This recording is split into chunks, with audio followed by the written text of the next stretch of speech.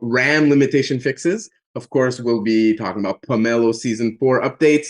We've got some new Twitter Spaces events going on called DeCafe, hosted by the ENF and Nathan James. We'll be talking about Zach Dahl representing all of us at DCentral Miami. And we're going to wrap it up with a recap of the EOS node operator roundtable for the week. All right. So our first topic today, WharfKit by Greymass.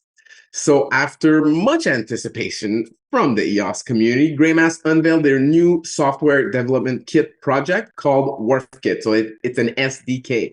The branding for Wharf is months in the making, focusing on creating something memorable that potential users can easily discover through search engines and online chat boards and share effortlessly by word of mouth.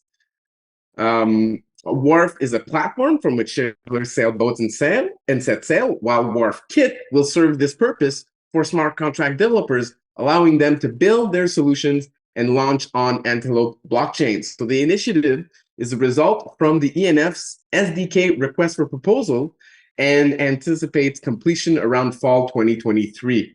The Wharf is a complete framework of intuitive and reliable developer tools for building web-based apps on Antelope blockchains. Wharf's modular and user-focused code packages makes it easy to turn your idea into reality, whether it's creating a wallet, minting NFTs, designing a DeFi protocol, or building something entirely new. So Wharf helps developers code their apps quickly and easily and takes care of the complexities of building on Antelope. With Wharf, developers can stop reinventing the wheel and benefit from the knowledge of expert Antelope developers. So this toolkit helps prevent devs from overcomplicating their code. It reduces code bloat and technical debt by allowing devs to handpick the best code packages to suit their projects. So Wharf can help developers build apps that their users will love, turning users into fans with pre-built user experience flows that make it simple to use the blockchain. So lots of information coming out these days about WharfKit. Here we can see the Greymass Medium article that I just scrolled through. Lots of great information there. There's also a GitHub for those of you who want to get in there, look at what kind of code has already been released. There's a Twitter account as well. Hasn't had any activity yet, but I'm sure that's going to pick up real soon. And if you want to hear more about WharfKit directly from Aaron, recommend you guys checking out this week's Fireside, where Aaron talked for about 30 minutes about WharfKit, about the branding, and about a bit of his personal history and how it led him to this project. So, of course, all the links that we're talking about today can be found in the show notes below.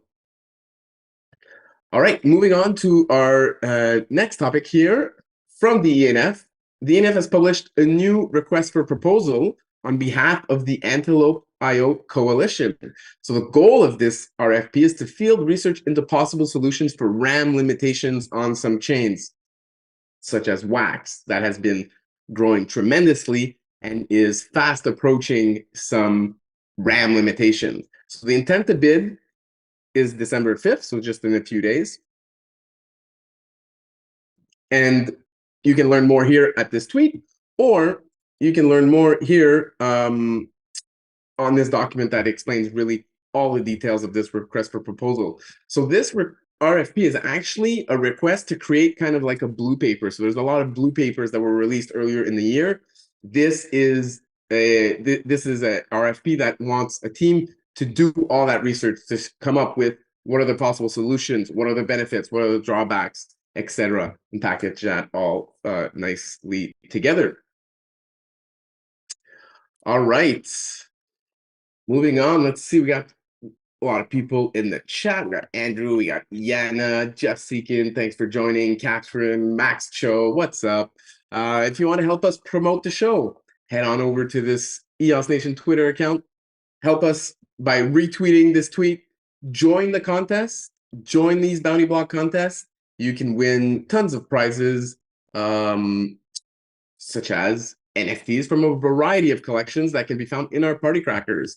So you can go to bblk.io/EOS Nation to find the latest contest.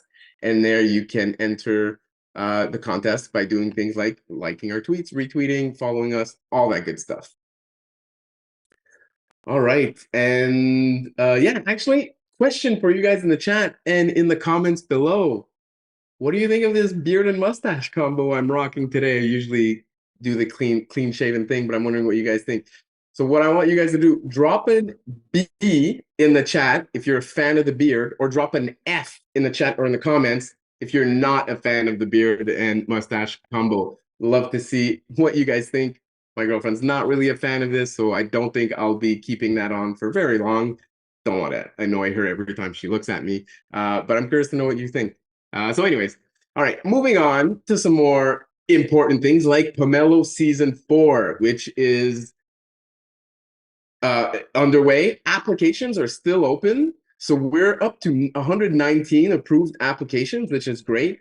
But there's still time. There's still about a week for you guys to get your applications submitted and join Season 4 of Pomelo and get a chance to earn a share of the $365,000 in matching pool that's available for approved grants. So far this season, we've raised almost 20,000 EOS in donations to current grants. That's through about over 1,800 contributions made by 318 different contributors. So those stats are from a few hours ago. They're always changing. They're always moving up. And I know we'll be seeing a nice surge in activity nearing the end of the donation period, which is in about 2 weeks. So the last day for donations is Wednesday, December 14th. Right now, we're, of course, helping you guys promote your Pomelo grants. We're hosting rapid fire pitch sessions on Twitter. We've got our team in Asia and Korea hosting pitch sessions there as well. If you have an approved grant, you can apply for these pitch sessions. On the English side, we're just accepting everyone on a first come, first serve basis. You can find the link to apply below in the show notes, and you can also find it on the @Pomelo Grants Twitter account. So there's a sign up form, sign up for the pitch sessions, confirm by email, and then you're in there.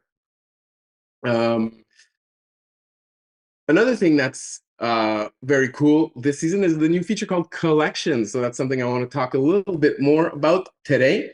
So a collection can be created by anyone that has a Pomelo account, and basically allows you to regroup a bunch of grants that you want to support and that you want to easily share with the community to let them know which grants you think are worth your donations and your support.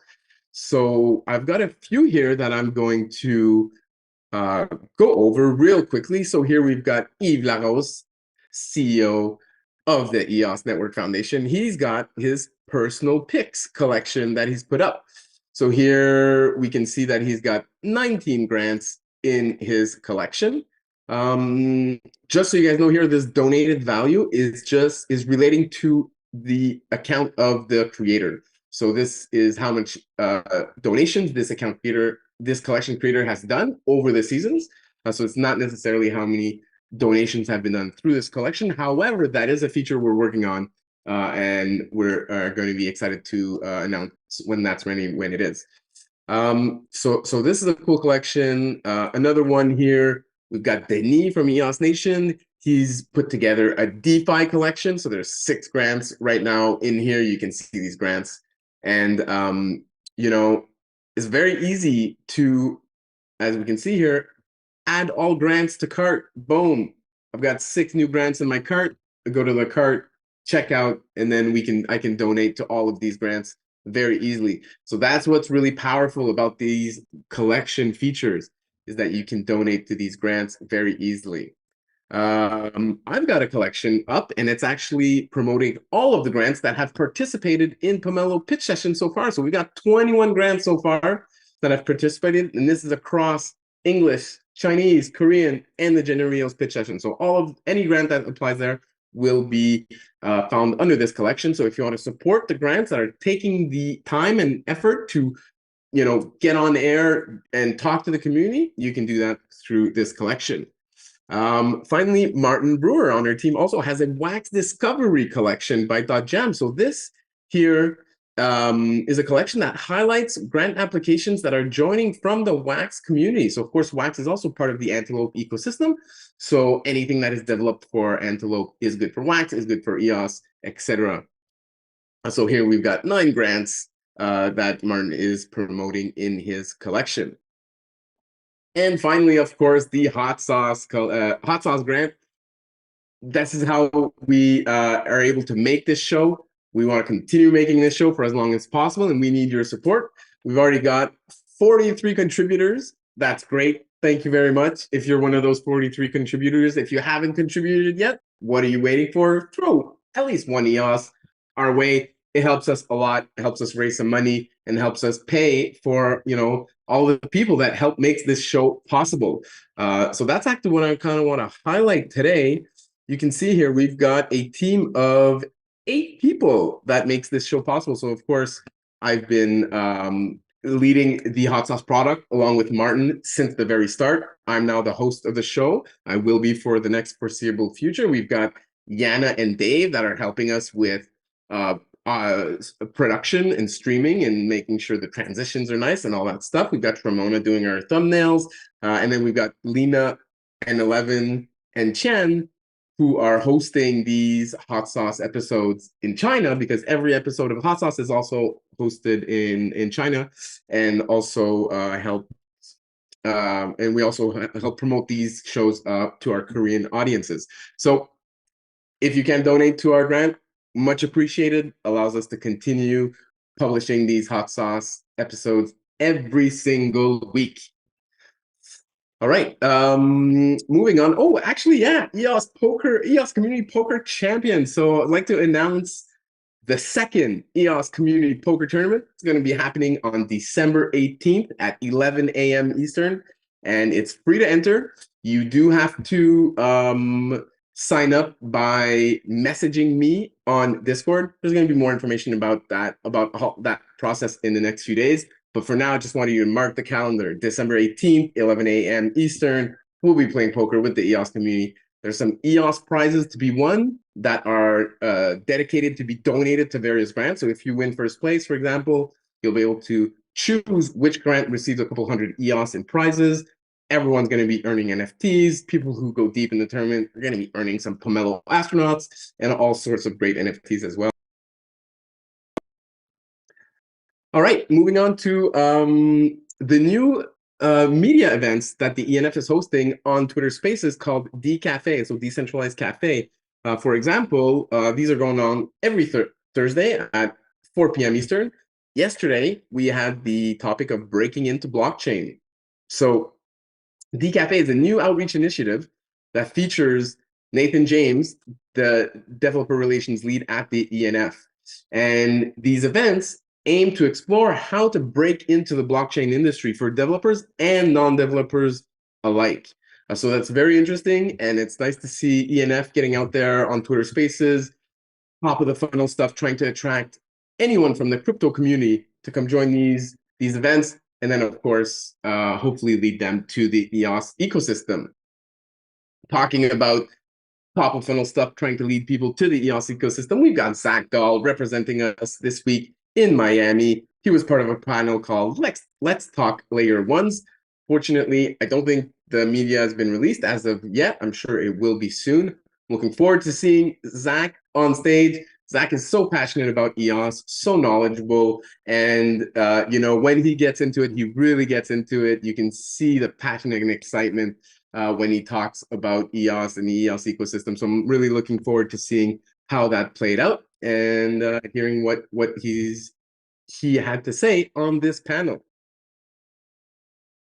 And I'm also going to link the DCentral Twitter account, which we'll see you can see a bunch of pictures of what the conference looks like, not necessarily just relating to EOS, but really all of the events that are going on. It looks really good, so you can go browse that Twitter account if you want.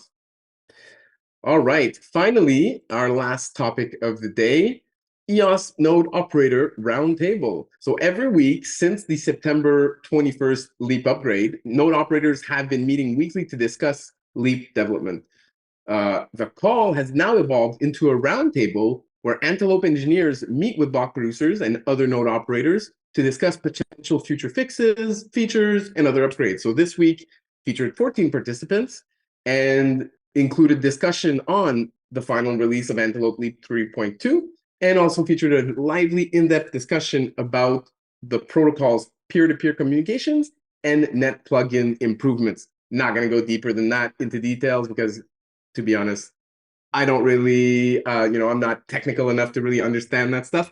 But the links are there. If you are technically oriented, you are curious to learn more, you can go read this article, or you can also just watch the whole show. So all of these EOS Node Operator Roundtable episodes are published on YouTube on the EOS Network Foundation show. All right, so that's going to wrap it up for us today. Thank you, as always, for joining us on the Hot Sauce. Thank you for listening live or on the replay. And I hope you guys have a great weekend, and I'll see you next week. Ciao, everyone.